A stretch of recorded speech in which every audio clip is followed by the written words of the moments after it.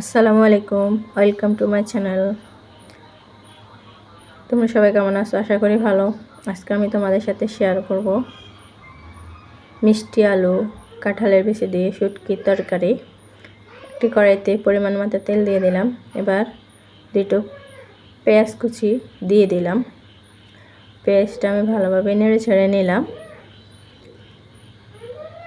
এবার দিয়ে দিলাম দুইটি তেজপাতা, দুটো এলাচ, দারুচিনি ও দুটো লং। সবগুলো ভালোভাবে নেড়ে চেড়ে নিলাম। এগুলোর ফ্লেভারটাই আলাদা, এক্সট্রা মশলা। এবার দিয়ে দিলাম আদা বাটা ও রসুন বাটা। আমি সবগুলো আবার নেড়ে চেড়ে নিলাম। এবার দিয়ে দিলাম পরিমাণ মতো লবণ, 1 চামচ হলুদ গুঁড়ো, কাঁচামরিচ কুচি, মরিচের গুঁড়ো, সব দিয়ে দিলাম 1 চামচ জিরের গুঁড়ো, গোলমরিচের গুঁড়ো। সবগুলো মশলা আমি ভালোভাবে নেড়ে চেড়ে নিলাম। একটু পানি দিয়ে মশলাগুলো ভালোভাবে কষিয়ে নেব। 4 থেকে 5 মিনিট মশলাটা কষিয়ে নিলে হবে। এবার দিয়ে দিলাম মিষ্টি আলু। সবগুলো মশলা আমি নেড়ে চেড়ে নিলাম। আমি মিষ্টি আলুটা এবং কাঁঠালের বিচি সহ এভাবে কিছুক্ষণ ভেজে নেব।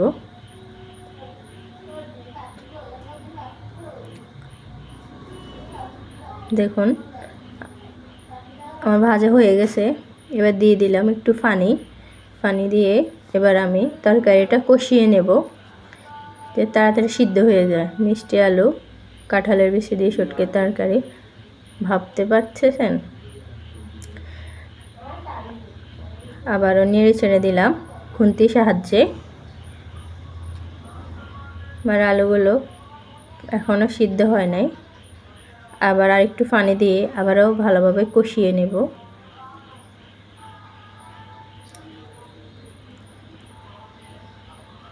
এবার দিয়ে দিলাম কেটে রাখা টমেটো কুচি। সবগুলোর সাথে টমেটো কুচিটাকে ভালোভাবে নেড়ে চেড়ে নিলাম। এবার দিয়ে দিলাম ধুয়ে রাখা শুটকি। আমার খুব প্রিয় শুটকির তরকারি।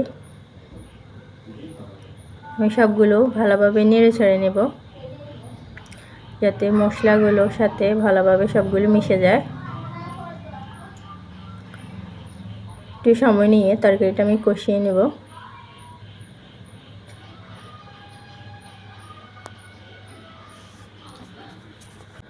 খুবই মজাদার ও টেস্টি একটা তরকারি,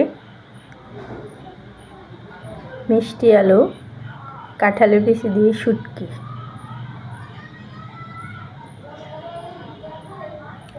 তিনটি সংমিশ্রণে তরকারিটা আরও স্বাদ বেড়ে যাবে। আমার শুটকিটা প্রায় হয়ে আসছে। এবার আরেকটু পানি দিয়ে দেব। আর একটু ভালোভাবে কষিয়ে নেওয়ার জন্য আমি পানিটা দিলাম। আবার নেড়ে ছেড়ে দেব।